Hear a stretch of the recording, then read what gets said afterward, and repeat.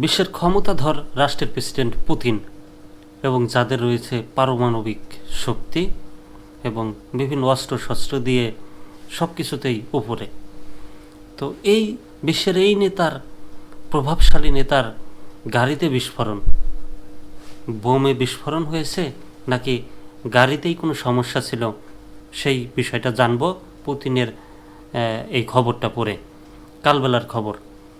তিনি তো কম দামি গাড়িও ব্যবহার করবেন না যে গাড়ি বিস্ফোরিত হবে। দেখি বিস্তারিত পড়লে ব্যাপারটা বুঝতে পারবো। রাশিয়ার প্রেসিডেন্ট ভ্লাদিমির পুতিনের সরকারি গাড়িবহরের একটি গাড়িতে ভয়ঙ্কর বিস্ফোরণের ঘটনা ঘটেছে। গাড়িটি রুশ গোয়েন্দা সংস্থা এফএসবির সদর দপ্তরের কাছে থাকা অবস্থায় বিস্ফোরিত হয়। তবে বিস্ফোরণের সময় গাড়িটিতে কেউ ছিল না, ফলে হতাহতের কোনো ঘটনা ঘটেছে কিনা তা স্পষ্ট নয়। ব্রিটিশ সংবাদ মাধ্যম দ্য সান এবং ইউরো উইকলি জানিয়েছে, গত 29 মার্চ মস্কোর লুবিয়াস্কার কাছে ঘটনাটি ঘটে। বিস্ফোরিত হওয়া গাড়িটি একটি অত্যন্ত দামি লিমুজিন। এটি রুশ প্রেসিডেন্টের যাতায়াতের জন্য বরাদ্দ ছিল, ফলে জল্পনা শুরু হয়েছে পুতিনকে হত্যার উদ্দেশ্যেই হয়তো গাড়িটিতে বিস্ফোরক রাখা হয়েছিল।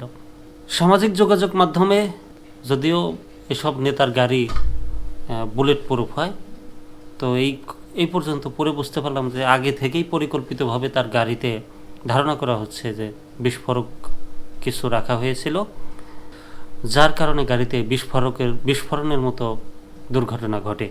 সামাজিক যোগাযোগ মাধ্যমে ছড়িয়ে পড়া একটি ভিডিওতে দেখা গেছে গাড়িটিতে বিস্ফোরণের পর আশেপাশের লোকজন ছুটে এসেছেন।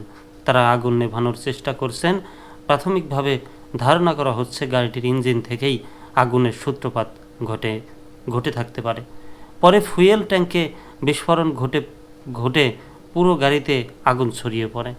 পুতিনের গাড়িতে বিস্ফোরণের কথিত ভিডিওটি ইতিমধ্যেই সামাজিক যোগাযোগ মাধ্যমে ছড়িয়ে পড়েছে। ফলে অনেকেই মন্তব্য করছেন পুতিনকে হয়তো হত্যা চেষ্টা করা হচ্ছে। ইউক্রেনের প্রেসিডেন্ট ভ্লাদিমির জেলেনস্কির সাম্প্রতিক এক মন্তব্যের পরেই জল্পনা আরও ডালপালা মেলছে।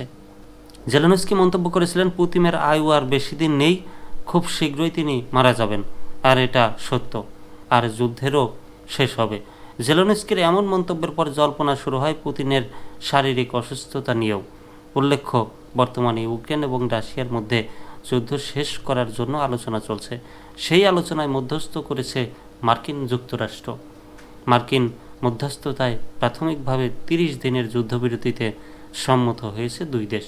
তবে এরই মাঝে পাল্টা হামলা অব্যাহত রয়েছে। শফিকুর রহমান কমেন্ট করেছেন, এত সিকিউরিটি, এত গোয়েন্দা, তাতে কি কাজ হলো?